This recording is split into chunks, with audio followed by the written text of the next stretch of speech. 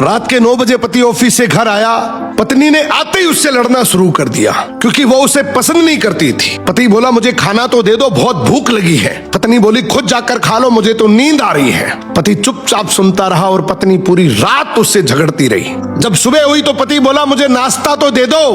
पत्नी गुस्से में बोली मैं तुझसे तंग आ गई हूँ, भगवान करे तुम मर जाए। पति कुछ नहीं बोला और चुपचाप ऑफिस चला गया।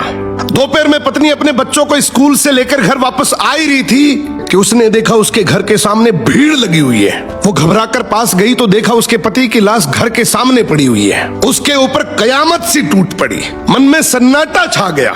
लोग आपस में बात कर रहे थे कि कार से उसका एक्सीडेंट हुआ है। पत्नी जोर जोर से चीखने लगी और चिल्लाने लगी कि संजय उठ जाओ, अब मैं तुमसे कभी नहीं लड़ूंगी, तुम्हें कभी कुछ नहीं कहूंगी, मुझे कुछ नहीं चाहिए। उठो संजू, तुम्हें भूख लगी थी ना, चलो मैं खाना देती हूँ, मुझे छोड़कर मत जाओ, उठ जाओ। लेकिन संजय कैसे उठता, उसे तो उसकी बद्दुआओं ने मार दिया था। संजय के जाने के बाद पत्नी को दुनिया का असली रंग नजर आने लगा। रिश्ते बदलते दिखने लगे। उसके अपने उससे मुंह मोड़ने लगे। लोग उसे गंदी नजरों से देखने लगे। कुछ ही दिनों में उसका घर भी उससे छीन लिया गया। जो हिस्सा उसका बनता था ससुराल वालों ने उसे दे दिया।